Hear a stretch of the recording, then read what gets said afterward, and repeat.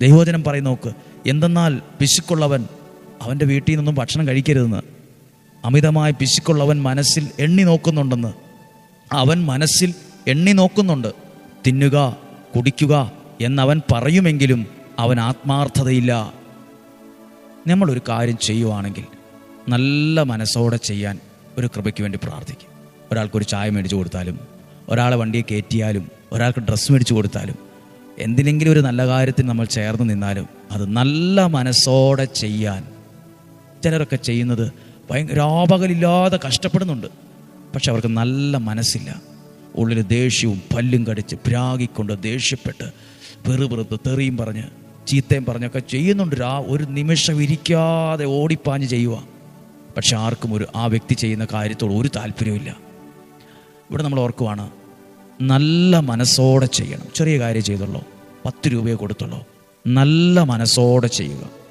നല്ല മനസ്സോടെ നമ്മൾ എന്ത് കാര്യം നല്ല മനസ്സോടെ ചെയ്താൽ നല്ലവനായ ദൈവത്തിൻ്റെ ഒരു അനുഗ്രഹം നമ്മുടെ കൂടെ ഉണ്ടാവും. നമ്മൾ ആവശ്യമില്ലാതെ വീട്ടിലാണെങ്കിലും കണക്ക് പറയില്ലേ, കണക്ക്, എല്ലാത്തിനും കണക്ക്, തിന്നുന്നതിന് കണക്ക്, കൊടുക്കുന്നതിന് കണക്ക്, പോയതിന് കണക്ക്, വന്നതിൻ്റെ കണക്ക്, എല്ലാത്തിനും കണക്ക്. കണക്ക് പറയുന്ന സ്ഥലത്ത് രൂപപ്പെടുന്നത് വഴക്കാണ്, അസ്വസ്ഥതയാണ്.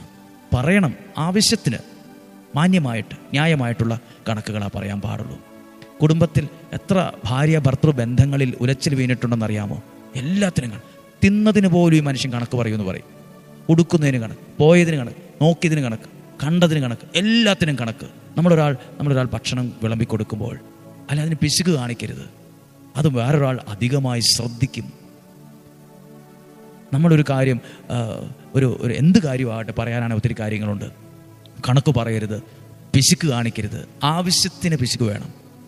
ആവശ്യമില്ലാത്ത പിശുക്ക് നമുക്ക് നല്ലതിനല്ല, നമ്മുടെ വ്യക്തിത്വത്തിന് അത് കേടുവരുത്തും. നമുക്കുള്ള പല സ്നേഹബന്ധങ്ങളും നഷ്ടപ്പെട്ടു പോകും. മക്കൾ പോലും നമുക്കെതിരായി പോകും, ജീവിത പങ്കാളി എതിരായി പോകും. ആവശ്യത്തിന് മതി പിശുക്ക്. കണക്ക് പറയുന്നത് ശ്രദ്ധിച്ചു വേണം. പറയേണ്ടിടത്തേ കണക്ക് പറയാവൂ.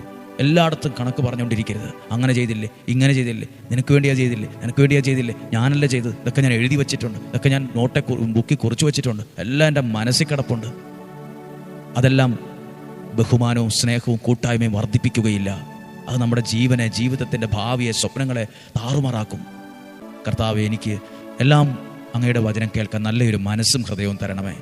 എൻ്റെ ഭവനത്തിൽ ഒരു ഭർത്താവ്, ഭാര്യ എന്ന നിലയിൽ എനിക്ക് എൻ്റെ കടമകൾ ചെയ്യാൻ നല്ലൊരു മനസ്സെനിക്ക് തരണമേ.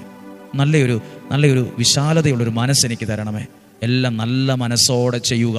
അപ്പോൾ നല്ലവനായ ദൈവം നിൻ്റെ കൂടെ നിന്ന് അത് വിജയിപ്പിക്കും.